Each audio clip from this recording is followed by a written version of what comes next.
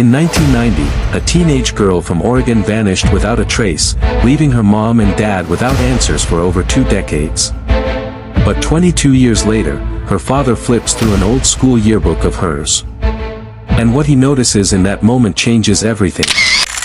The fog rolled in from the Pacific Ocean, blanketing the coastal town of Morningington, Oregon, in its customary morning shroud. Frank Sanders stood at the window of his daughter's bedroom, watching as the mist swirled around the lighthouse point in the distance. The scenic beauty of this small town, with its thick woods and dramatic cliffs overlooking the ocean, had always been a source of comfort for him until 22 years ago when his daughter vanished without a trace. Frank turned away from the window, his eyes scanning the untouched bedroom. Everything was exactly as Alicia had left it that spring day in 1990, a few weeks after her high school graduation. Posters still clung to the walls. Her desk remained organized with textbooks and notebooks, her closet still full of clothes that hadn't been worn in over 2 decades. "It's time," he whispered to himself, recalling the conversation he'd had with his wife Elaine the previous night. They had finally agreed that after 22 years, they needed to accept that Alicia was never coming back. Today was the day they would sort through her belongings, donate what could be useful to children in need, and move the rest to the attic. Frank opened the window to let in fresh air, immediately disturbing years of settled dust. He sneezed and wiped his eyes, then moved to the closet and began taking out Alicia's clothes. Each item brought back memories. Her favorite blue sweater, the dress she wore to her junior prom, the faded jeans with patches she had sewn on herself. He worked methodically, placing items in different boxes, one for donation, one for storage, one for keepsakes. When he reached her school supplies, he hesitated. These represented his daughter's aspirations, her future that never came to be. She had been accepted to the University of Oregon, planning to study marine biology. As Frank sorted through textbooks and binders, he came across a book he didn't recognize, Alicia's high school yearbook. Surprisingly, he realized he had never looked through it before. In those painful days after her disappearance, neither he nor Elaine could bear to see Alicia's smiling face captured in those pages, frozen in time with classmates who had gone on to live their lives. Frank sat on the edge of the bed and opened the yearbook. The weight of it in his hands felt significant, like he was holding a piece of his daughter's life that had remained unexplored. He flipped through the glossy pages until he found Alicia's senior portrait. Her smile, so bright and hopeful, sent a familiar jab of pain through his heart. 22 years, he whispered, running his finger over her face. "I need to learn to keep you in my heart without this pain, sweetheart." His eyes drifted to the photo beside Alicia's, her best friend, Amy Davidson. Amy's face brought back memories of sleepovers, dinner at their table, the girls laughing and whispering secrets. Frank realized he hadn't heard anything about Amy in years. After Alicia disappeared, Amy had visited regularly for a few months, but eventually those visits stopped. Curious, Frank flipped to the section with individual student profiles. Each senior had a page with a short biography and personal quotes. He found Alicia's page and read her words written when she had her whole life ahead of her. "Thanks to Mom and Dad for always believing in me. To my teachers who pushed me to do better, and to my best friend Amy. Don't forget to return my book, The Secret Garden, Illustrated Classic Edition. You old grandma, love you forever." Frank chuckled, the sound caught between sweetness and bitterness. The light-hearted jab at Amy was so typical of their friendship. He turned the page to find Amy's profile, reading about her dreams and aspirations. Her biography spoke about drive, following dreams, and standing up for yourself. Frank's mind returned to the book Alicia had mentioned. The Secret Garden had been her favorite since childhood. She had collected different editions of it. Had Amy ever returned it? He couldn't recall seeing it among Alicia's things. Driven by curiosity, Frank began searching through the boxes of Alicia's books. The dust in the room made his eyes water and his nose run, so he decided to take the boxes to the living room where he could breathe more easily. In the living room, he methodically emptied the boxes, arranging books and magazines on the coffee table and floor. There were fantasy novels, science textbooks, nature magazines, but no illustrated edition of The Secret Garden. Frank wondered if Amy still had it after all these years. On a whim, he checked the back of the yearbook and found a section where students had written their contact information. Amy had scribbled her phone number with a note. "Call me anytime, BFF." Frank reached for his phone and dialed the number, not expecting it to still be in service after 22 years. As anticipated, the automated message informed him the number was no longer in use. Just then, the front door opened and Elaine walked in carrying grocery bags from the farmer's market. She stopped abruptly, taking in the scene of books and magazines scattered across their living room. "Frank, what is all this?" Her voice was sharp with surprise and something deeper. "Pain. I was just going through Alicia's things like we planned," Frank explained, standing up. Elaine's face hardened. "We agreed to sort and store her things, not spread them all over the house. I thought we were finally moving forward, not dwelling in the past again." "I'm not dwelling, Elaine. I found her yearbook and was looking for something. What could possibly be so important?" Elaine set her grocery bags on the kitchen counter, her movements stiff with anger. Frank showed her the yearbook, pointing to Alicia's note about the book. She mentioned a book that Amy borrowed. "I was curious if it was among her things." Elaine sighed heavily. "A book? Frank. It doesn't matter anymore. Alicia's books are just gathering dust. We shouldn't bother Amy with this. She's probably forgotten all about it, too." "Do you know where Amy is now?" Frank asked, changing the subject slightly. "Yes, I see her sometimes when I'm in town. She lives in a camper these days," Elaine replied, beginning to unpack her groceries. "I thought maybe I'd visit her," Frank said tentatively. "Not just for the book, of course. It's been so long since we've seen her, and she was like family once." Elaine stopped what she was doing and turned to face him directly. "Frank, I can't do that today. I don't have anything against Amy, but I'm not prepared to see her right now. Last night, we agreed to clean up and let go of hope. Going to see Amy today feels like the opposite of that." She gestured to the mess in the living room.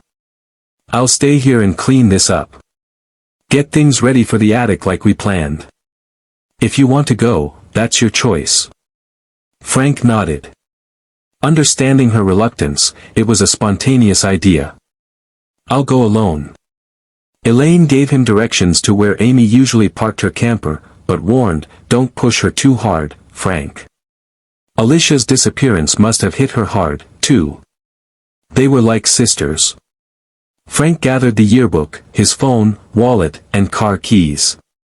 As he headed for the door, he glanced back at Elaine, who had already begun to neatly stack Alicia's books back into boxes.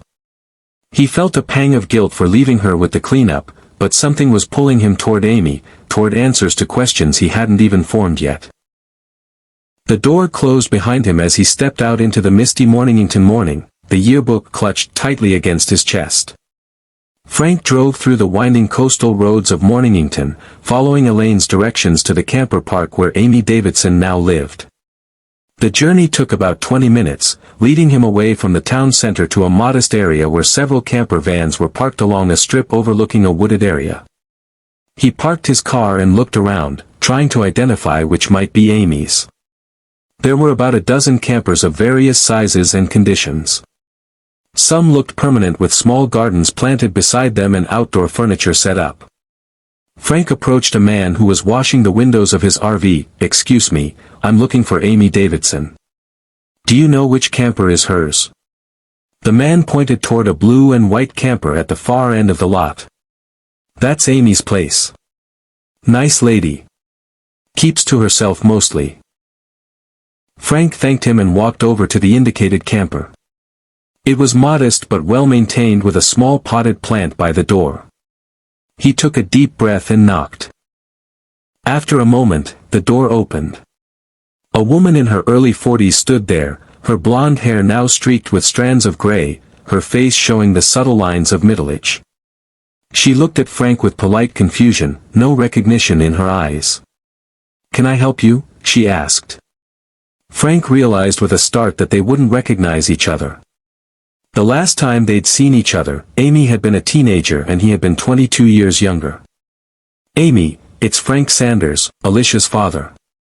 Her eyes widened in surprise, then filled with a mixture of emotions. Recognition, sadness, warmth. "Mr. Sanders. Oh my goodness. I please come in." She stepped back, opening the door wider. Frank climbed the 2 small steps into the compact but cozy living space. The camper was neat and decorated with personal touches, photographs, small plants, colorful pillows. "Please sit down. Would you like some coffee?" Amy gestured to a small dining area. "Coffee would be nice." "Thank you," Frank said, settling onto the bench seat. As Amy prepared the coffee, Frank noticed how her movements were deliberate, almost cautious, as if she was giving herself time to process this unexpected visit.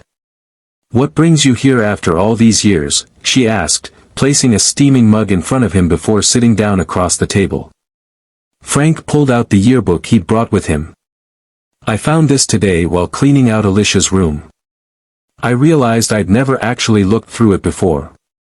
Amy's eyes fixed on the book. "I remember this," she said softly, reaching out to touch the cover. Frank opened it to Alicia's profile page and pointed to the note about returning the book. "I was curious about this book," she mentioned. "Did you ever return it to her?" Amy's expression softened into a sad smile. "No, I didn't. I was such a forgetful girl back then, and Alicia knew it. She always teased me about it." She got up and moved to a cabinet beneath her bed. After rummaging for a moment, she pulled out a worn copy of The Secret Garden, Illustrated Classic Edition. "I kept forgetting to return it, and then after she disappeared, I couldn't part with it. It's the last thing I have from her." Amy held the book carefully as if it were made of delicate glass. "Would you mind terribly if I kept it? It's become very precious to me over the years." Frank nodded, understanding completely. "Of course, you can keep it."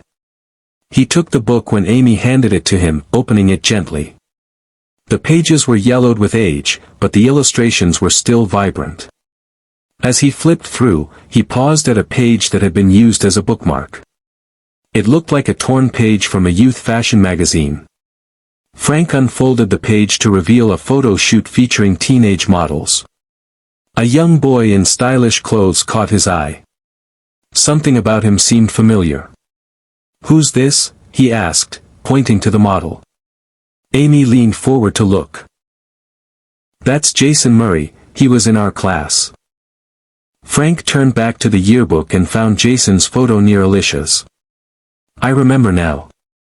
He was quite talented to be modeling at that age. He still models occasionally from what I hear. He has his own fashion line now," Amy said. Frank looked up. "You know, Elaine once mentioned that you were dating Jason back then. I didn't pay much attention at the time." Amy's expression changed immediately. "That's not true at all. I never dated Jason. In fact, I never even liked him. He was actually close with Alicia for a while." This caught Frank by surprise. "Alicia? She and Elaine never mentioned anything about Jason to me. It was during our junior year in grade 11, about a year before graduation," Amy explained. "Jason seemed to have a crush on Alicia for a few months, but it didn't last long. Once we realized what kind of person he really was, we both stayed away from him. Alicia never mentioned him again." Amy paused, seeming to recall something. "Actually, now that I think about it, I did see them talking a few times during senior year. They seemed close, which was strange because we'd agreed he was bad news. Alicia even asked me some odd questions about him." "What kind of questions?" Frank asked. His interest peaked.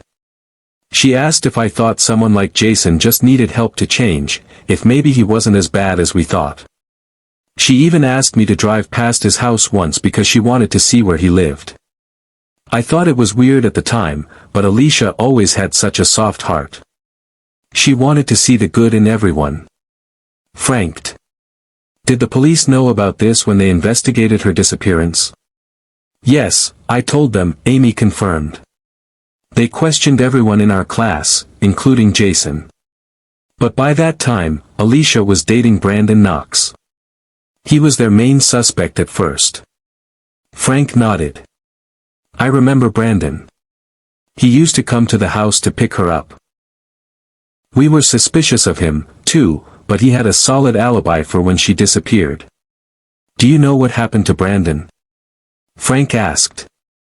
Last I heard, he left town not long after Alicia vanished. The scrutiny was too much for him, I think. Frank's mind was racing. And Jason? What about him? I'm not sure about any relationship between them, Amy said.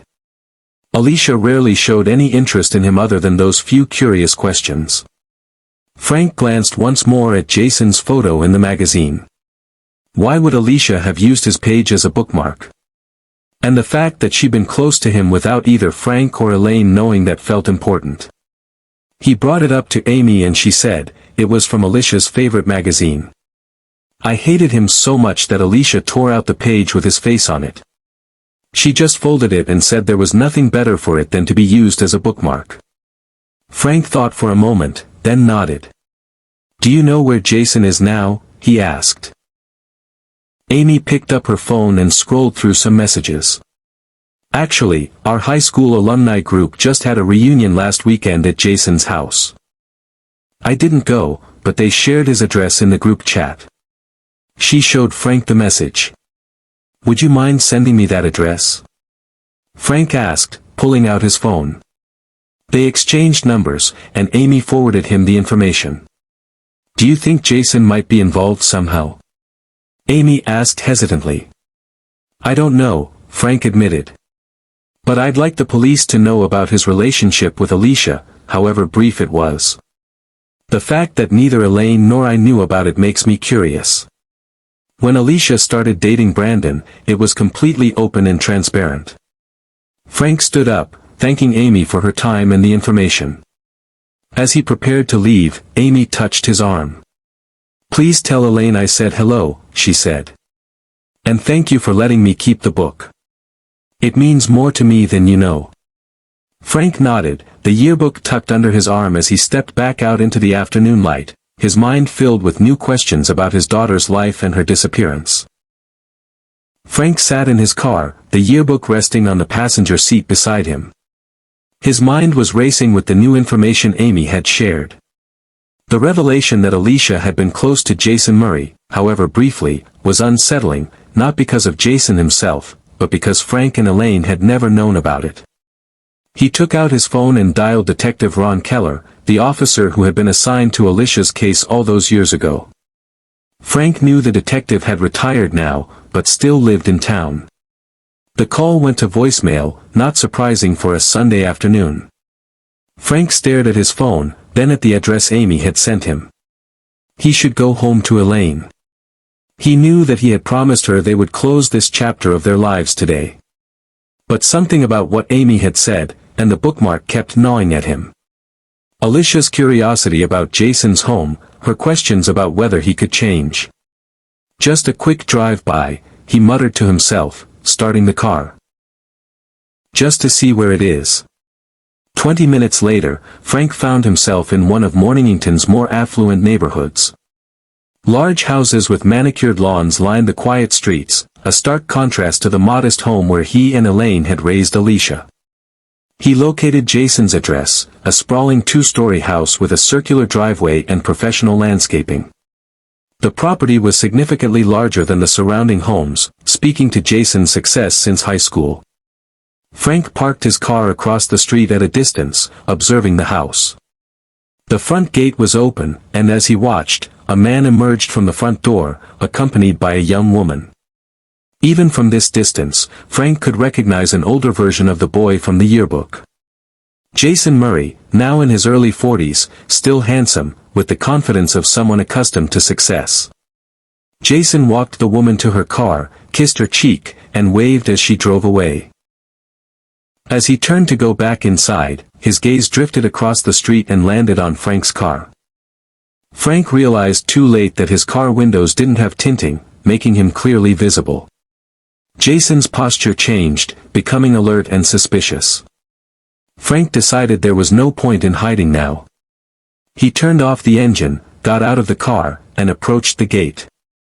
"Good afternoon," Frank called out, trying to sound casual.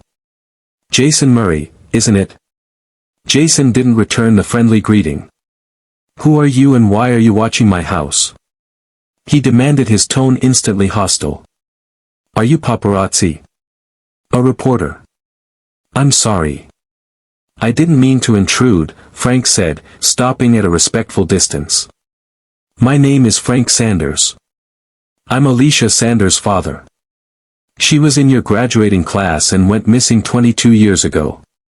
Jason's expression changed instantly, his eyes narrowing. "What do you want?" Frank was taken back by the coldness of Jason's response. "I heard there was a class reunion here last weekend.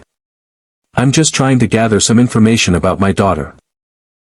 I was told you might have been close to her at one point." "Who told you that?" "Amy."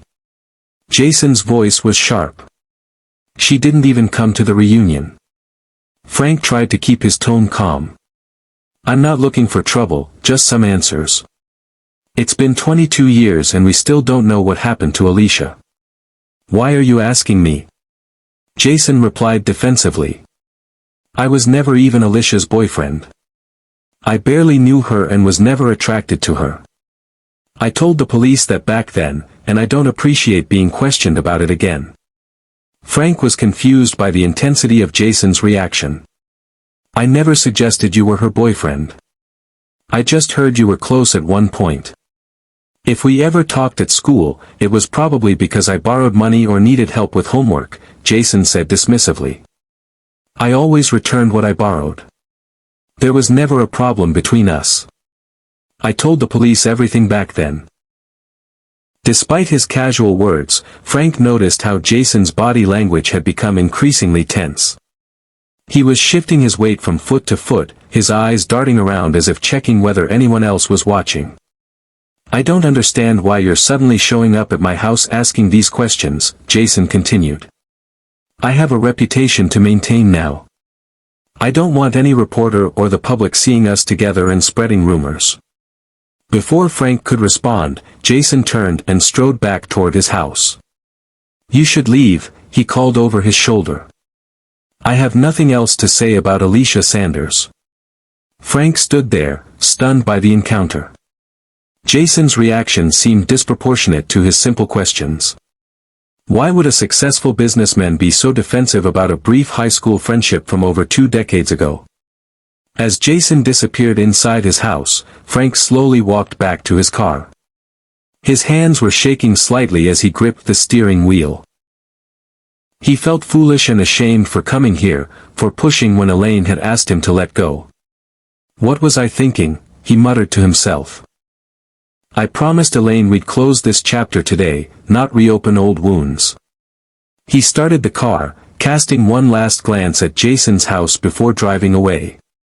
If Elaine knew he had come here instead of helping with the cleanup at home, she would be hurt and angry. Frank had allowed himself to be pulled back into the vortex of questions and possibilities that had consumed the first years after Alicia's disappearance. As he drove back toward town, Frank tried to convince himself to let it go. Jason's hostile reaction was probably nothing more than annoyance at having his Sunday afternoon interrupted by a reminder of a tragic event from his youth. Anyone would be uncomfortable being spontaneously questioned about a missing person case after so many years. Yet something about Jason's defensiveness nagged at Frank. It seemed excessive, almost panicked. Was it just the surprise of being confronted unexpectedly? Or was there something more? Frank shook his head, forcing himself to focus on the road. He had promised Elaine they would move forward today. He needed to honor that promise and stop chasing ghosts from the past. As Frank drove back into town, his mind kept replaying the strange encounter with Jason Murray. The man's hostility had been unexpected and unsettling. Frank knew he should go home to Elaine, but he couldn't shake the feeling that he had stumbled onto something important. Almost without conscious decision, he found himself turning toward Morningington Memorial Funeral Home. If he and Elaine were truly going to close this chapter of their lives, perhaps it was time to consider a formal memorial service for Alicia, even without a body to bury. The funeral home was quiet when Frank entered. A gentle-faced receptionist greeted him and after hearing his purpose, provided him with brochures detailing services and prices. Frank thanked her and brochures in hand, walked back to his car. As he opened his car door, a flicker of movement across the street caught his eye. Jason Murray was heading into a hardware store. Then, just moments later, he reappeared at the cashier holding a shovel and a small wooden box. Frank froze. His gaze locked on Jason as he loaded the items into his car. Frank ducked into his own car, not wanting to be seen. Through his rear-view mirror, he watched as Jason walked to the floral shop next door to the hardware store. A few minutes later, Jason emerged carrying a bouquet of white hyacinths. White hyacinths, Alicia's favorite flowers. A chill ran down Frank's spine. It could be a coincidence, of course. Plenty of people liked white hyacinths, but combined with Jason's earlier behavior and the shovel. Frank's heart pounded as Jason placed the flowers in his car and drove away.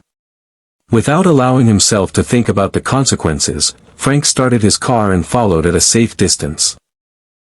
Jason drove through town and then took the coastal road leading toward Whitlow Cliff, an area known for its dramatic ocean views and the few vacation properties scattered along its wooded slopes. Frank maintained a careful distance, not wanting to be spotted. Eventually, Jason turned onto a private drive leading to a small cottage perched near the edge of the cliff. Frank drove past, then parked his car further up the road where the trees provided cover. He watched as Jason unlocked the cottage door and went inside. A few minutes later, Jason emerged carrying a gallon container of water. He placed it in a small garden trolley along with the shovel, the wooden box, and the bouquet of white hyacinths. Jason began walking away from the cottage, following a narrow path that led toward the cliff's edge.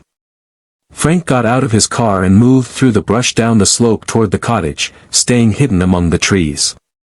A growing sense of urgency propelled him forward. Frank waited until Jason was a good distance ahead before carefully following him again. The path wound through scrubby pines and flowering shrubs, eventually opening to a secluded overlook with a breathtaking view of the Pacific Ocean. The afternoon sun hung low in the sky, casting long shadows across the rugged landscape. From behind a large rock formation, Frank observed as Jason selected a spot near the cliff's edge. The man looked around cautiously, as if making sure he was alone, then began digging with the shovel. The rocky soil resisted his efforts, indicating it had been a long time since the ground had last been disturbed.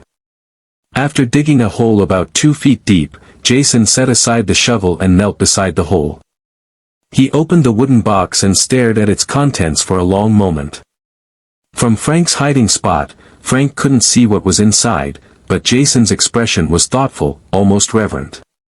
His lips moved silently, as if reading or perhaps reliving memories. He shuffled through the papers in his hands, reading each one carefully, taking his time. Finally, Jason closed the box, but before he could secure the lid, a sudden gust of wind swept across the cliff. Papers from inside the box were scattered in all directions.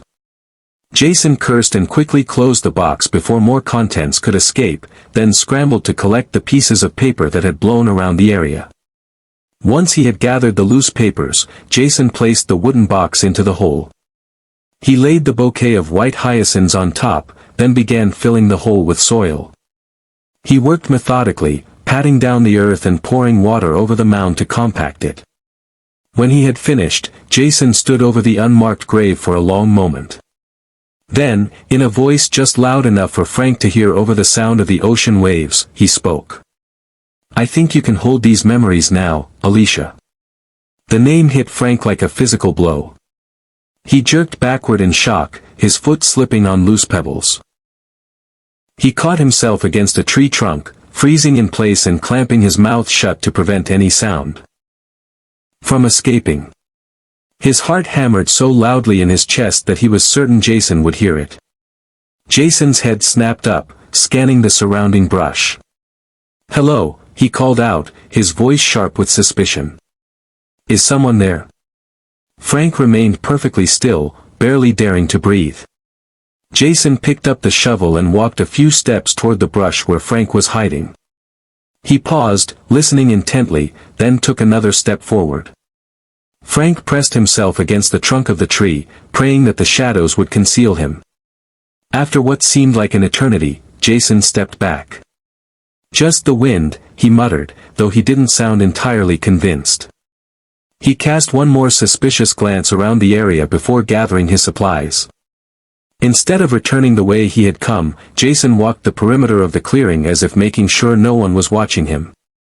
Finally satisfied, he headed back toward the cottage, the empty water container and trolley in hand. He leaned the shovel against the side of the cottage before he got into his car and left. Frank waited, counting slowly to AH-100 red to make sure Jason wasn't coming back. When the area remained quiet, he cautiously emerged from his hiding place. His legs felt weak, but determination drove him forward toward the freshly disturbed earth. He needed to know what was in that box. He needed to know why Jason had spoken his daughter's name over what looked disturbingly like a grave. Frank retrieved the shovel from where Jason had left it by the cottage and returned to the burial site. He began to dig, his movements frantic yet cautious. The soil was still damp and easy to move. Within minutes he had uncovered the bouquet of white hyacinths, their perfume filling the air as he set them carefully aside.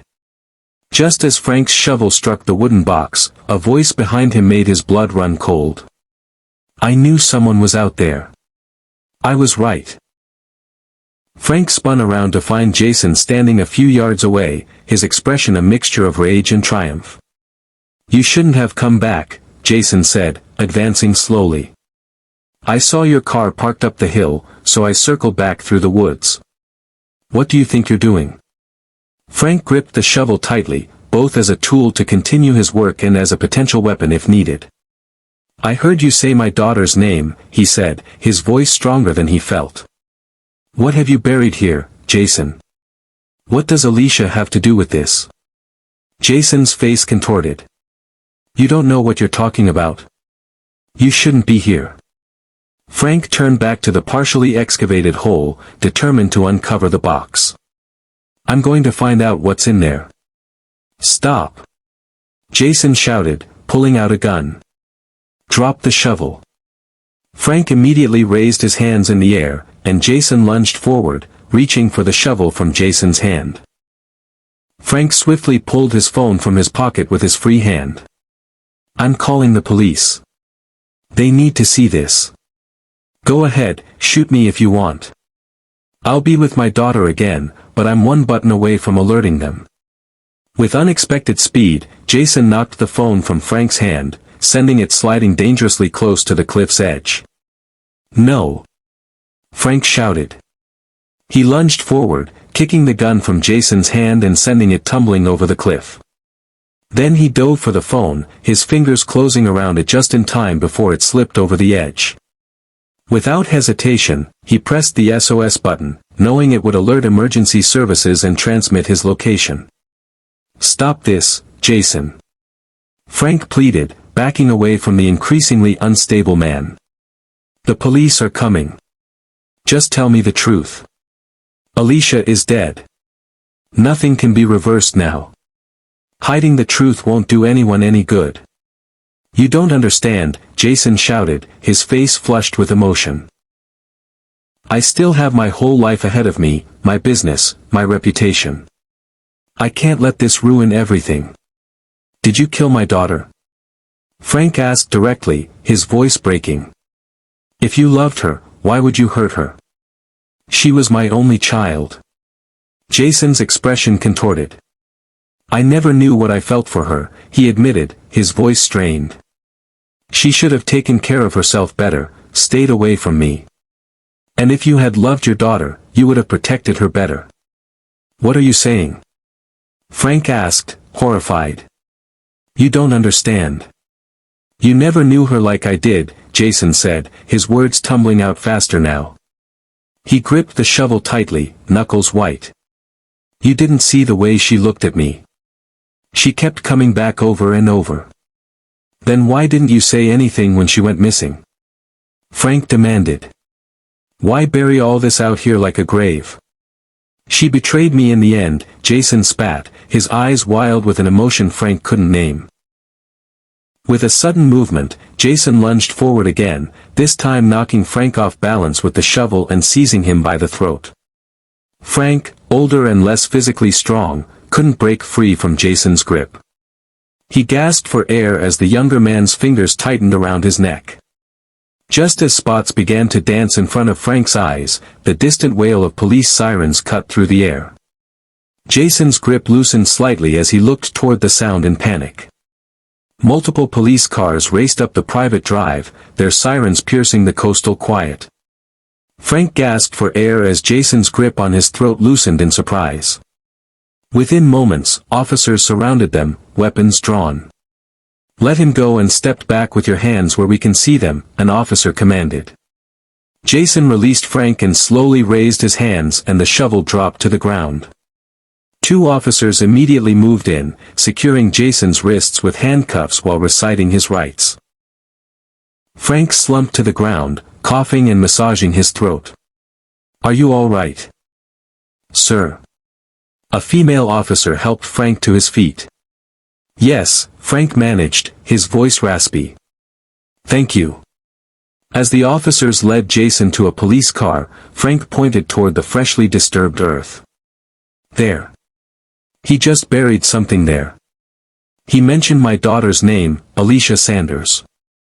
She disappeared 22 years ago. The officer's expression became serious. Sanders? I remember that case. Let me get Detective Ramirez over here. While a few officers moved to secure the scene, Detective Ramirez approached Frank and handed him back his phone. Mr. Sanders, I'm Detective Ramirez. Can you tell me what happened here? Frank explained everything. Finding the yearbook, visiting Amy, his strange encounter with Jason at his home, and how he had followed Jason to this cliff. I know I shouldn't have followed him, Frank admitted. But when I saw him by a shovel and white hyacinths, Alicia's favorite flowers, something just didn't feel right. Detective Ramirez nodded. You said he buried something here. Frank pointed to the fresh mound of earth. He buried a wooden box in the flowers. Before that, the wind blew some papers out of the box, and he gathered them up. And he said something about Alicia holding these memories. Now, the detective motioned to a forensic team that had arrived. Let's see what we've got. As the forensic team carefully excavated the site, Frank watched with growing apprehension. The first item they uncovered was the bouquet of white hyacinths, still fresh and pristine. Beneath it lay the wooden box.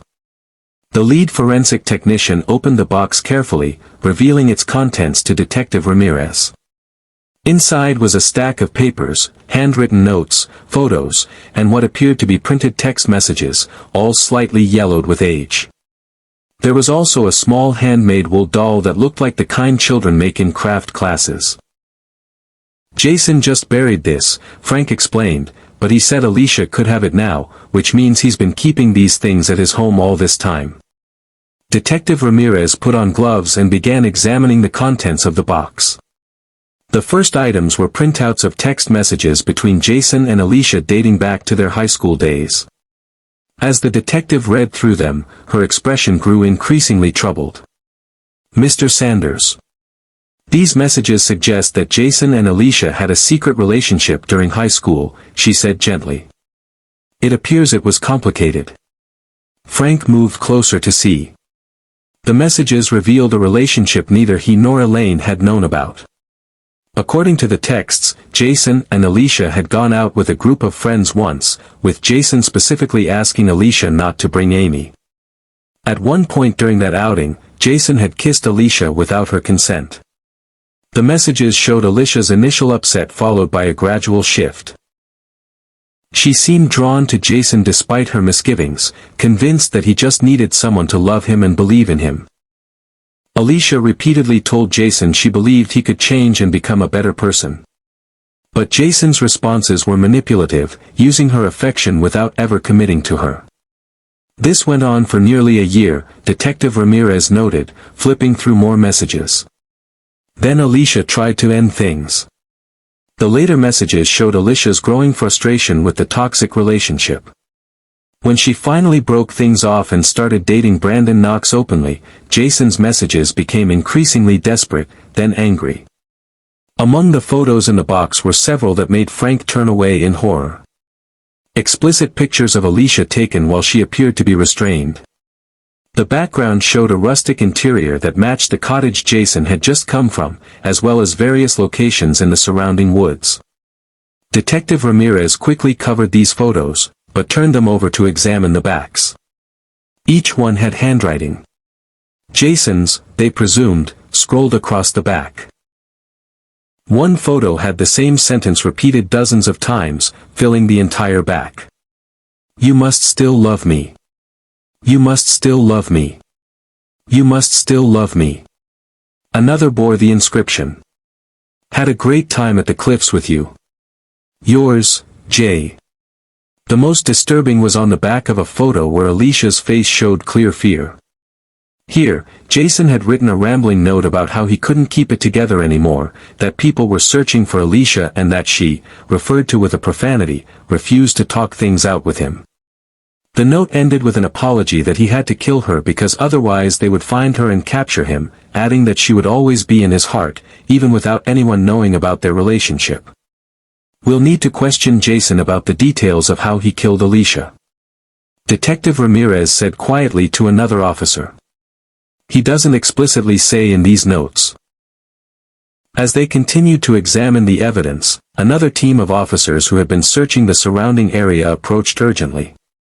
"Detective, we found something," one of them said, her voice grim. "About 15 feet from here, there's an area where the soil composition is different. We did a preliminary excavation and we found bone fragments." Frank's legs gave way beneath him and he sank to the ground. After 22 years of uncertainty and false hope, the awful truth was finally emerging. The forensic team expanded their search, carefully digging in the indicated area. As the afternoon wore on, they uncovered more and more of Alicia's remains. Detective Ramirez approached Frank, who had been sitting silently watching the excavation. "Mr. Sanders, would you like us to call your wife? She should know about this." Frank nodded numbly. "Yes, and please contact Amy Davidson, too. She was Alicia's best friend. She deserves to know." As they waited for Elaine and Amy to arrive, the detective suggested Frank might want to wait at the station, but he refused. "No, I need to stay here," he said firmly. "They should see this, all of it, before anything is moved. We've waited 22 years for answers. I need to see this through to the end." When Elaine arrived an hour later, her face was pale with shock. She ran to Frank and they clung to each other as Detective Ramirez gently explained what they had found. Amy arrived shortly after, her eyes red from crying during the drive over. The three of them stood together at the edge of the crime scene, united in grief as the full extent of what had happened to Alicia was revealed. Elaine turned to the detective, her voice shaking, but determined. "We want to move her remains from here. She deserves a proper burial somewhere peaceful, not this terrible place where he left her. We'll arrange for that as soon as the forensic team completes their work," Detective Ramirez assured her. "It shouldn't be more than a day or two." Amy stepped closer to the bone evidence, tears streaming down her cheeks. Her voice broke as she whispered, "Why didn't you tell me, Alicia? We were best friends. I could have helped you." We used to talk about girls who fell for guys like Jason and laugh together. I don't understand. As the sun began to set over the Pacific, casting long shadows across the cliff, Frank, Elaine, and Amy stood vigil over Alicia's remains. Finally found after 22 years of searching, waiting, and wondering. "She's coming home," Frank whispered, holding Elaine's hand tightly. "She's finally coming home." A week later, a small flotilla of boats gathered off the coast of Morningington just below Whitlow Cliff. The day was unusually clear for the Oregon coast with sunshine streaming down on the gentle waves of the Pacific Ocean. In the lead boat were Frank and Elaine Sanders along with Amy Davidson, Detective Ron Keller, who had come out of retirement to offer his support, and Detective Ramirez, who had overseen the final resolution of Alicia's case. In the boats that followed were Alicia's former classmates, teachers, and the principal from Morningington High School. The news of Jason Murray's arrest and the discovery of Alicia's remains had spread quickly through the small coastal town, shaking a community that had never fully recovered from her disappearance 22 years earlier. Frank stood at the bow of the boat, a small urn in his hands. After careful consideration, he and Elaine had decided against a traditional cemetery burial. Instead, they chose to release Alicia's ashes into the ocean, freeing her spirit from the place where she had been confined for so long. "Today, we gather to finally say goodbye to Alicia Sanders," the minister began. "For 22 years, her family and friends have carried the weight of her absence, the pain of not knowing. Today, we lay that burden down and commit Alicia's remains to the sea, where she will never again be bound or restrained." Elaine stepped forward to stand beside Frank, her hand on his arm. "Alicia loved the ocean," she said, her voice carrying across the water to the other boats. "She was studying to become a marine biologist. She would have loved knowing that she'll become part of the sea she so adored." Frank opened the urn and together with Elaine, they scattered Alicia's ashes into the water. White hyacinth followed, tossed from every boat, creating a floating garden on the surface of the ocean. Amy came forward, tears streaming down her face, and placed the worn copy of The Secret Garden on the waves. "Goodbye, my friend," she whispered. "I'm sorry I never returned your book." After the ceremony, as the boats made their way back to shore, Detective Ramirez approached the Sanders with an update on the case. "Jason has confessed," she told them quietly. "He's given us the full story of what happened. According to Jason's confession, he had kept Alicia captive in the vacation cottage for several days after abducting her. He had been obsessed with her since their brief relationship and couldn't accept that she had moved on with Brandon Knox. He said he promised to make their relationship official if she would just break up with Brandon and tell everyone she had gone on a solo trip to celebrate graduation." Detective Ramirez explained. But Alicia refused. She told him that after years of trying to love him and believing he could change, she had finally realized he was broken beyond repair. The detective continued, her voice gentle but factual.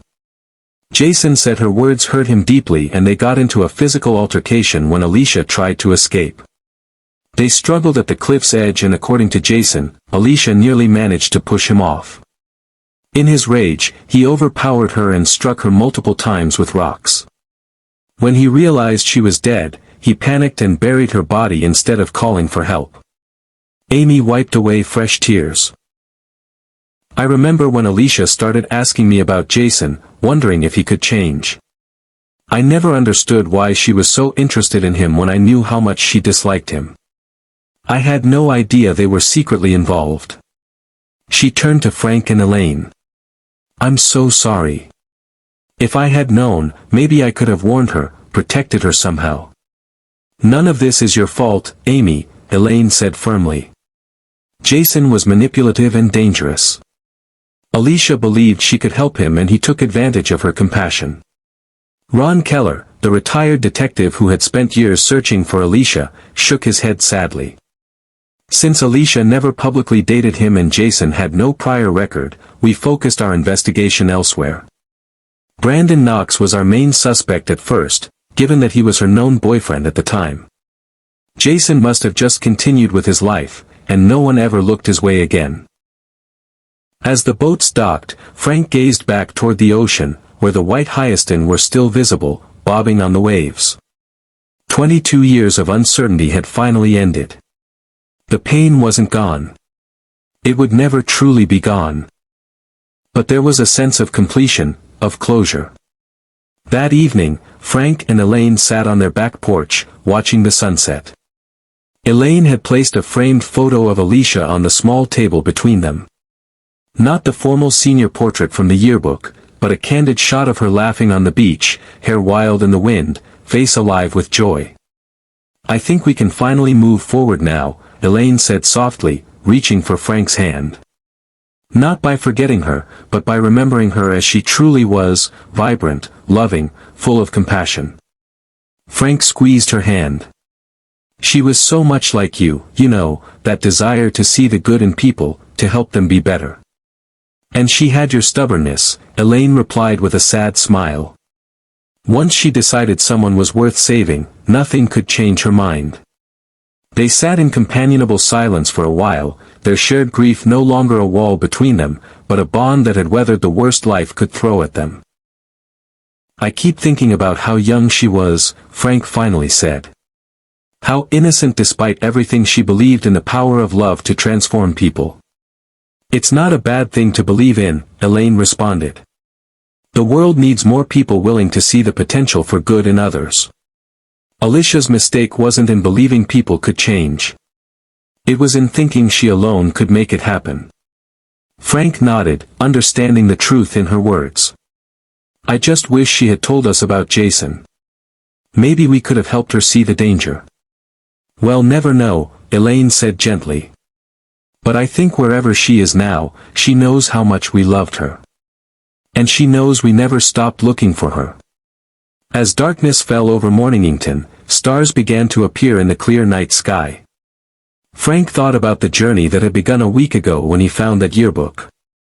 How a simple note about a borrowed book had led to answers they had sought for 22 years. The mystery of Alicia's disappearance was solved. But the deeper mystery of how to live with loss remained.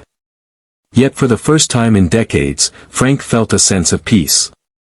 Alicia had been found.